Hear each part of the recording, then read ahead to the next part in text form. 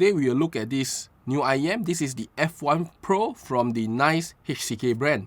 Now, they are the one who provided me this sample copy here, and you know, all I have to do is produce my first impression videos to you guys, and they are okay with me saying whatever I want. So this is a brand new box. I don't even get to think of what I want to say because, well, you know, it's going to be straight out of the box itself.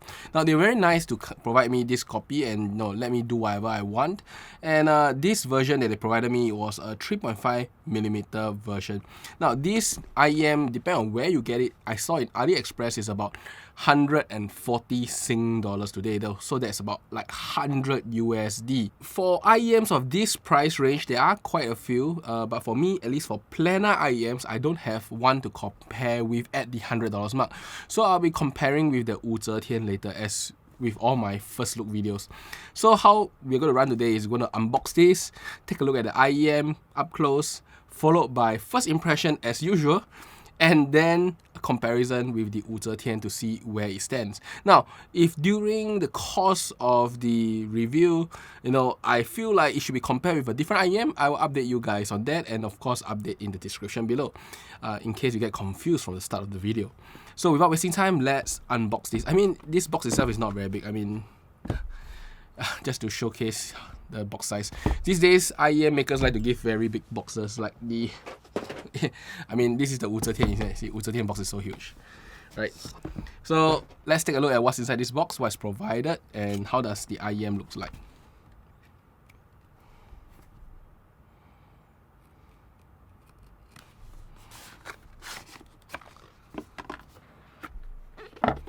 So let's take a look at the IEMs themselves. So this is how it's packed in a box, really nice.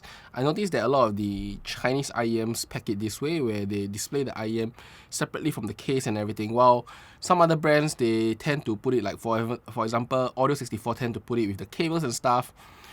Different brands have different way of putting.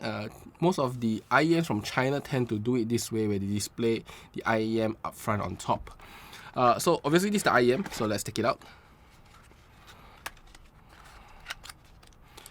This is the IEM itself. We will take a closer look later. Let's see what's else in the box first. Okay, so there's nothing else in the box. This is the warranty card. This is some user guide, which doesn't really apply for IEMs normally. Not much thing to talk about how to use it.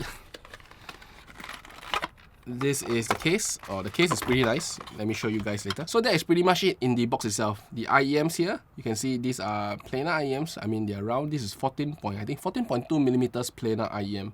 So I'll be excited to actually hear how it sounds like. And it's made of pure metal. I mean, you should not do that, but you know, you get the point. This is like a pure metal IEM, and they use a flat, you know, 0.78. So this is going to be quite easy to find cables to actually connect them to. So this is pretty much what's in the box. This is the IEM. It's made of pure metal. You can see the color is really, really nice. Construction is really good. I mean, metal IEMs, very nice construction. And then you see F1 Pro written here. I mean, you can see it written here. It has a flushed 2-pin port. So this is easy to get cables. And then let's take a look at the nozzle. The nozzle is okay. This has a let me take a closer look. Okay, there is a filter over it. This is probably a metal mesh. The nozzle is probably the mid-sized nozzle, and it has a lip. You see, there's a lip here. So putting on the ear tips is relatively easy. I just slide it in because it's not too big. It should be quite easy to slide in a ear tip itself. So it's very secure because of the lip. And this is the IEM. So let's take a look at what's inside this box. I have to say first that the outside of the box is really nice. I mean, this is like leather case. I don't know whether it's real leather, fake leather, but at least there's the patterns and stuff. It's like very classy of a leather case itself. Okay, so inside here, there's a bag of tips. Now these tips are pretty normal. I have seen them in some other IEMs. In fact, I think I saw them in one of the Tangzu's IEM, colored. I mean, the small one is red and it's actually the exact same color and same look. I'm pretty sure this is like the standard Tangzu tips. Okay, this is the cable itself. You can see that this is a flat 2.78, so you cannot use it with some IEMs with recessed sockets. So only with this IEM. Now the cable material itself, I have to say it looks pretty decent. I mean, better than some of the cheaper IEMs. It's in silver, and if you look very closely, you can see that, you know, this is like multiple strands spiraled together, so it's a spiral cable. Pretty nice, pretty nice. Doesn't get tangled easily. This is the head itself, pretty solid looking head. Let's see what other tips they give. Now this is some gray tips, and this is some, I'm not sure, this is like mid-size bore tips. This is, yeah, this is a small bore tip. Yeah, it's a smaller bore tip. It's a mid-size bore, and I believe this is the large bore tip. So normally bigger bore means more treble energy. So not too sure. I will just leave it with the default tips. In fact, you know what? Let me change it. Since I see such a wide bore tip and I prefer wide bore tip sound, let me change to these wide bore tips here. These are the wide bore tips. So my IEM is all set up for listening. I changed to the wide bore tip because normally I do prefer wide bore tip sound. And then I plug the cable in. Now the cable is a little bit hard to plug in. I believe there's some spring loading inside either the IEM or the cables that has a little bit of click to it. So all is good. One thing I like IEMs that have color coding for their cable. So any IEM with a color coding, red for right and blue for left, I like it. I like it. I like it way more than the left-right word. So take note. This is way easier. I mean, I just pick up the IEM, I can understand which is left and right without, you know, trying to read the letters itself. And, well, it's easy for people like me. I mean, for brand new users, maybe L and R is easier because they probably won't know what red and blue actually means to audio. For the first impression, I'll be using this player here. This is the Shuanling M9 Plus, a quad 4499 EX player itself. As good as it gets for a portable player. I mean, normally people who buy these IEMs probably won't be using this player, but I think I give this IEM the best chance to perform at its max. So without wasting time, let's do the first impression using the song Backlight from Vonday. Now, based on my initial test, especially with this tip, it is a touch brighter than what I'm used to. So there is a bit of sibilance in this track here. Normally backlight has no sibilance, but it is really, really clear. Pretty much even the smallest details I can easily catch it on this IEM. I mean, it's not the clearest, not the most separated, but definitely can catch it on this IEM itself. The bass is very punchy. Now, I'm not too sure on the depth of the bass because, of course, backlight doesn't have much depth of bass itself. It's just punchy, and you can feel it in this IEM. Now, for the mids, it's a little bit forward and a touch brighter. Not too sure. I must really compare to really get the true feeling of what this IEM actually, gives. I will say that this is on the slightly brighter side of IEMs. My guess is that, especially with these tips, there's some emphasis on the higher mids to the treble region. As such, there is still some sibilance. The treble do feel a little bit, a touch hotter than I'm used to. And also not that the whole part where the guitar, the treble, the vocals all coming in can sound, I'll say, as a little bit congested during those times. Now, that doesn't mean that it's bad, because it's really, really detailed. Maybe I'm listening too loud. Maybe the tips need to be changed. I will actually try one more song with this, and if I still feel that the treble is a bit bright, maybe I'll change to a tip that is slightly smaller bore. Maybe that will create a better outcome. So I just want to try and make sure that sibilance won't kill me. So let me try Ibarra. So I have tried Ibarra. Actually, the sibilance is not that bad. I would say that if I have to listen to this on long, maybe I won't find it that enjoyable. But if it's short-term listening, I think it's perfectly fine. The sibilance is actually within my tolerance level, so it is still pretty good. Now, when it comes to bass, I find that they just punch. There is some punch to the bass, but I noticed that at least in Ibarra again, I don't feel like there is much like depth to it. No that sub bass feel. I mean, Ibarra, once again, it's not enough song that's supposed to have this sub bass feel, but I mean, maybe I'm too spoiled with IEMs recently that has a lot of bass. Maybe that's why. Now, clarity wise, this is still top notch. It is really, really, really, really clear. But separation wise, I think I kind of get why separation, like just now I say, may be a bit congested when there's too much treble instrument, because the soundstage here is a little bit on the smaller side. So when there's a lot of things happen, it may sound like everything's too close together. But if it's quite, a little amount of things, or things are happening in, I'll say, different frequencies, then I'll say this is actually really, really clear, very, very clean. Overall, I still think that it's perfectly fine to listen. Now, for the mids itself, I think this is more biased towards the mid-highs. I need to actually compare with another IEM. Probably more biased to the mid-highs in terms of the sound. As such, Ado's voice in Ibarra sounds a little bit brighter than what I'm used to. But no, as I said, sibilance wasn't that bad. It's still okay to listen a few times, so I don't think there's an issue there. There is some treble instrument. I do think that the treble is exciting. As I say, it has a slight elevated treble, but it's not like it's hot or bad in any way. It's just a little bit more emphasized there, but I don't think this is like the hottest treble I ever heard before. So that is pretty much it for my impression of Ibarra. Now, I would like to do a comparison now and also talk about more impressions of this IEM. Now, to compare, as I said, I will use the Tangzu's Wu Zetian. Tangzu Wu Zetian is an IEM, but this is actually on the darker side for IEMs. I mean, it's definitely darker than, say, the Divinus Telos. The Divinus Telos is actually brighter to me. This is to me, a little bit more enjoyable, one of the more enjoyable IEMs at the planar style design that I've heard so far. So, you know what, I'm going to use this for comparison just to have a good understanding on what's the difference in sound. Now, the Divinus Telos is actually quite bright. It is actually quite bright, even for the song of Ibarra. So, I do remember that there is still some sibilance here, and the treble is not like it's totally, dampened or anything. So, it's still a little bit on the high side, but let's compare what's the difference between both of these, the Wu Zetian and of course the NiceHCK F1 Pro. Now I'll be using Aino Akuruhi now, this song, because I want to just try something very vocal to see how it renders. Okay, so my initial impression when comparing these two, firstly, is that when it comes to soundstage, the Wu Zetian is bigger, but that's about it.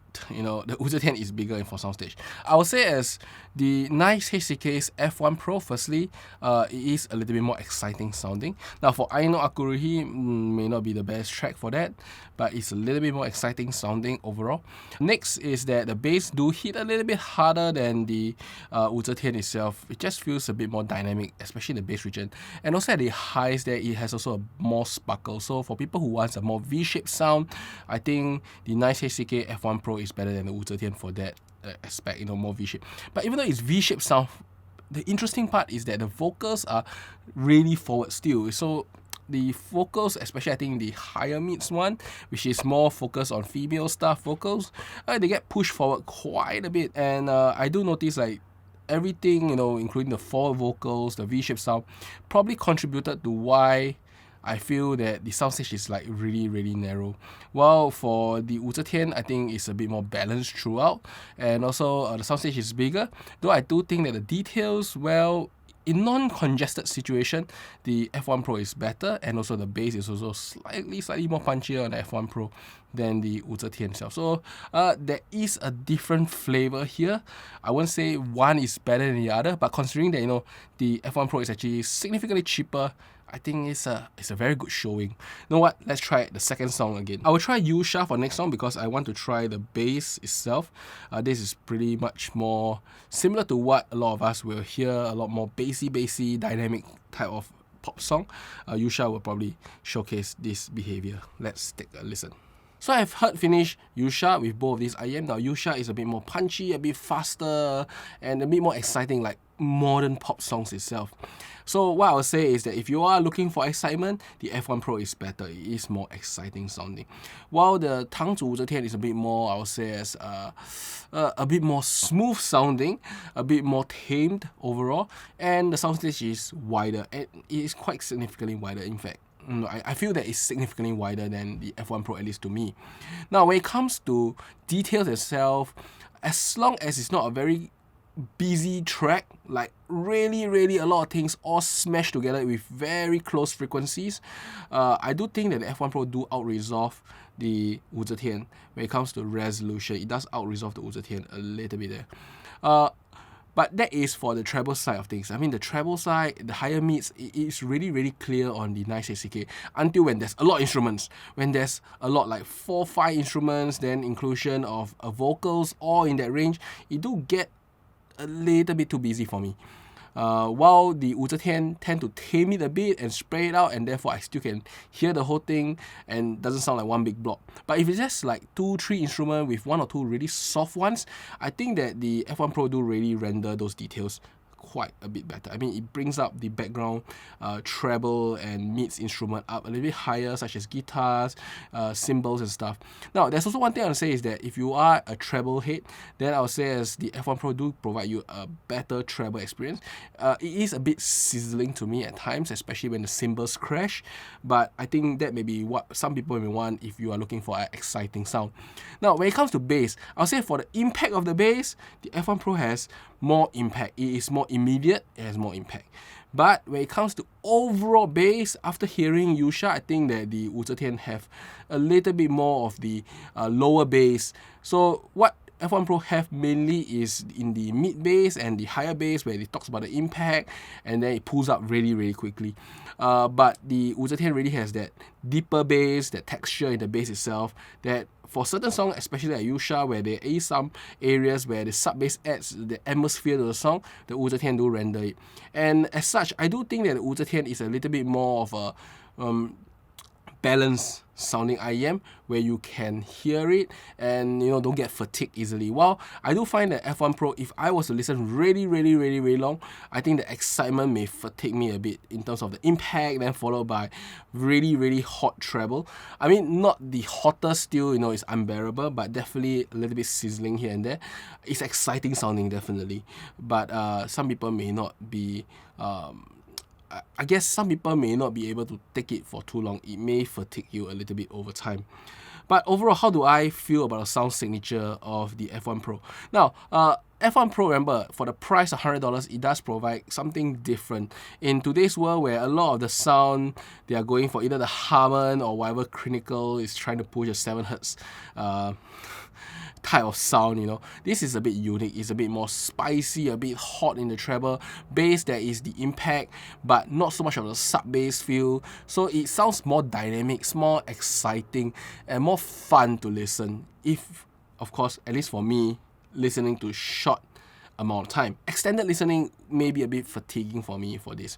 Now, vocals, at least for female vocals, is very forward. When I was hearing Backlight, which is a male vocal, it's not as forward sounding. So most likely in the upper mids, it's getting pushed forward a little bit.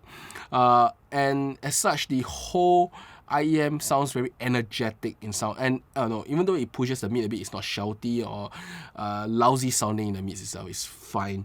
It's just a case where female vocals just feel a little bit more forward sounding. That being said, do I enjoy the sound? If I am looking for something exciting for traveling, or just want to hear a very exciting song in a short period of time, like say 20-30 minutes, I think this is actually pretty good. It is freaking exciting.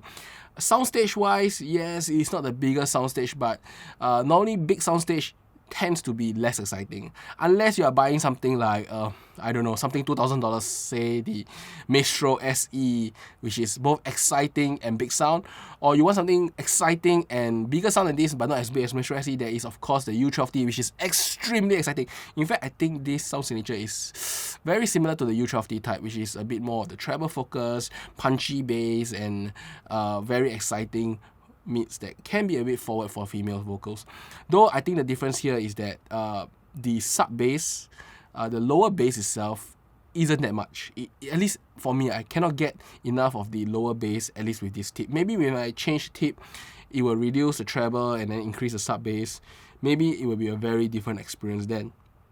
But at least in this configuration, I think there is some specialized use for it. I really can imagine it being used for just listening exciting music for a short period of time. And it's very affordable. I mean, 100 USD, 140 Sing dollars.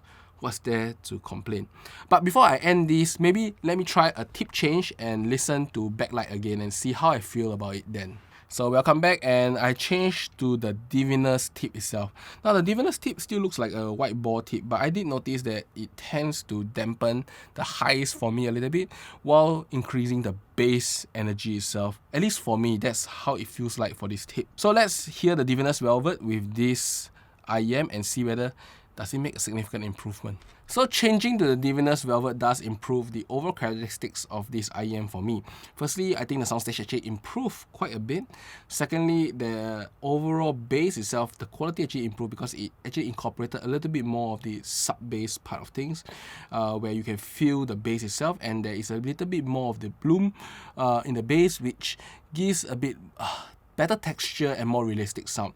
However, the highs do get I would say it's cut a little bit, and I do think that at least for me it becomes a lot better. It's less spicy, but when it cuts the spiciness away, I do feel like some of the treble don't feel supernatural. It feels like it just got clipped somehow. I guess something to hear more to just understand, but you know, that's the difference. Vocals itself, I don't see much change in the vocals. It's still a little bit forward, a bit more in front, doesn't increase the amount of body either.